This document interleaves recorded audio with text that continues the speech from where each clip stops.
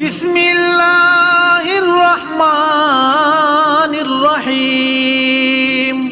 ایک بادشاہ تھا، وہ پھولوں کی سیج پہ سویا کرتا تھا۔ خادمہ اس کے لیے پھولوں کی سیج بچھایا کرتی تھی۔ مدت گزر گئی، پھولوں کی سیج پہ سونے کا عادی تھا۔ ایک دن خادمہ نے سوچا، لونڈی نے سوچا، روزانہ بادشاہ اس سیج پہ سوتا ہے، پتہ نہیں کیا لطف ہوگا۔ اس سیج کا لطف اٹھانے کے لیے وہ بھی لیٹ گئی۔ سیج تیار کرنے کے بعد ایک لمحے کے لیے کمر سیدھی کی تو سارے دن کی تھکی ہوئی تھی، آنکھ لگ گئی۔ بادشاہ وقت پر اپنے اس خاص کمرے میں داخل ہوا تو ایک لونڈی کو پھولوں کی سیج پہ سویا ہوا دیکھا تو غیرت سے جل بن کے کباب ہو گیا۔ ایک لونڈی کی یہ اوقات کہ بادشاہ کی سیج پہ سوئے۔ اس نے جلاد کو بلایا، کہا اس کو الٹا لٹکاؤ اور اتنا مارو کہ اس کی جان نکل جائے، تاکہ باقی خدام کو پتا چل جائے کہ بادشاہوں کی سیجیں، ان کے بستر، ان کے گھر کتنے مقدس ہوا کرتے ہیں۔ لونڈی کو الٹا لٹکا دیا گیا اور جلاد ضرب پہ ضرب لگا رہا ہے، کوڑے پہ کوڑا مار رہا ہے۔ وہ چیختی ہے، روتی ہے، بچا لو مجھے، میری جان نکل رہی ہے۔ روتے روتے کیا خیال آیا کہ اس نے ہنسنا شروع کر دیا۔ بادشاہ نے جلاد کو کہا رک جا، اس لونڈی سے پوچھ روئی کیوں ہے، اسے یہ بھی پوچھ ہنستی کیوں ہے۔ جلاد نے کہا لونڈی بتا روتی کیوں ہے۔ اس نے کہا تجھے نہیں پتا جب کوڑا لگتا ہے تو جان نکلنے کو آتی ہے، نزا کا عالم طاری ہو جاتا ہے۔ کہا یہ تو سمجھ ہے، لیکن ہنستی کیوں ہے؟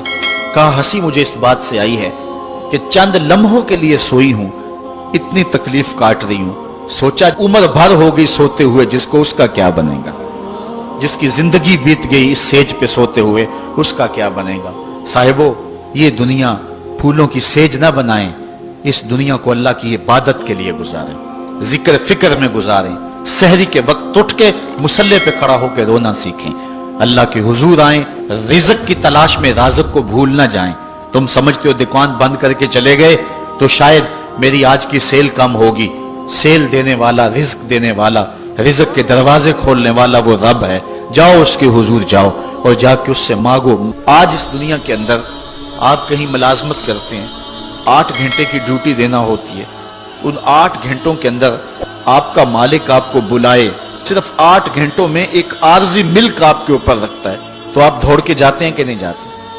آپ کے مہمان بھی آپ کے پاس بیٹھے ہوں اور آپ چائے بھی ان کو پلا رہے ہوں، لیکن باس بلا لے آپ کو اور وہ گھنٹی دے تو آپ بیل پہ سب کو چھوڑ کے بھاگتے ہیں کہ نہیں بھاگتے؟ مہمانوں سے بھی معذرت کرتے ہیں، مجھے باس نے بلایا، آپ دوڑتے جا رہے ہیں۔ یار، ایک دنیا کا باس بلائے تو مہمانوں کو چھوڑ کے، چائے کو چھوڑ کے، مرغن غذاؤں کو چھوڑ کے، سب کو چھوڑ کے بھاگ جاتے ہیں، اور رب کا نمائندہ پکارے حیا علی الصلاۃ اور حیا علی الفلاح، جو بندہ اس کے حضور نہ جائے کتنا بڑا بد نصیب ہے، کتنی بد نصیبیاں اس کا مقدر ہیں کہ جو اس کے حضور۔ لیکن یہ اللہ تعالیٰ جل شانہ کی رحمت کی عمومیت ہے۔ اگر آج 8 گھنٹے کے لیے آپ کہیں ڈیوٹی کرتے ہیں، وہ آپ کو آواز دے اور آپ نہ جائیں تو وہ آپ کی نوکری ختم کر دے گا، آپ کو سخت سرزنش اسی وقت کرے گا یا پھر آپ کو فارغ کر دے گا۔ لیکن اللہ تعالیٰ جل شانہ اس کی نافرمانی پہ نافرمانی کرتے رہیں، کبھی اس نے رزق کے دروازے بند نہیں کیے، بلکہ جو نہیں مانتے ان کو اور زیادہ دے رہا ہے، کیونکہ ان کا حصہ صرف دنیا پہ ہی ہے نا، آخرت میں تو حصہ ہی کوئی نہیں ہے۔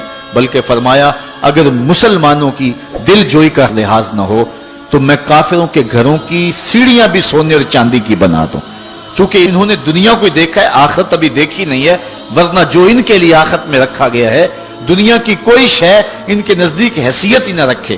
بلکہ حدیث میں آتا ہے، صاحب مشکات نے اس کو لکھا کہ دنیا کے اوپر جس کو سب سے زیادہ تکلیفیں پہنچی ہوں گی وہ جنت میں لے جایا جائے گا، اور ایک مرتبہ جنت میں جو ہے وہ داخل کر کے نکال دیا جائے گا، اور کہا جائے گا کہ بتا دنیا کے اوپر تجھے بڑی تکلیفیں پہنچی؟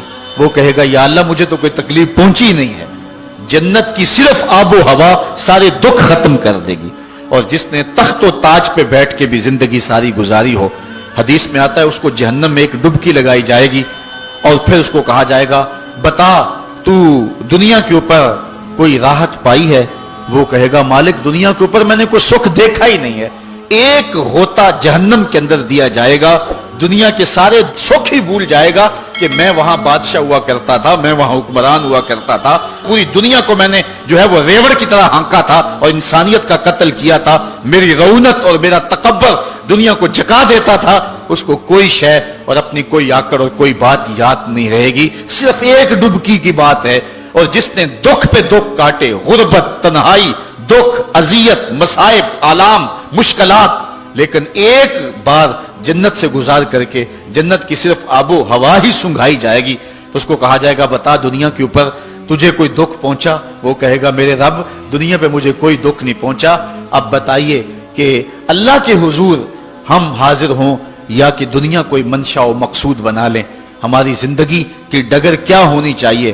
پہلی بات تو یہ ہے کہ جنت کے مقابلے میں اس دنیا کی حیثیت ہی کوئی نہیں، اور دوسری بات اگر دنیا کے اوپر ہم عزتیں، سرخرویاں جس کو ہم سمجھتے ہیں یہ سرخرویاں ہیں وہ پا بھی لیں تو وہ کتنا کو عرصہ ہے، پھر اس کا حساب بھی تو ہم نے دینا ہی دینا ہے۔ اس لیے ہم دیکھ لیں جتنا برداشت کرتے ہیں اس کے مطابق جو ہے وہ ہم چلیں۔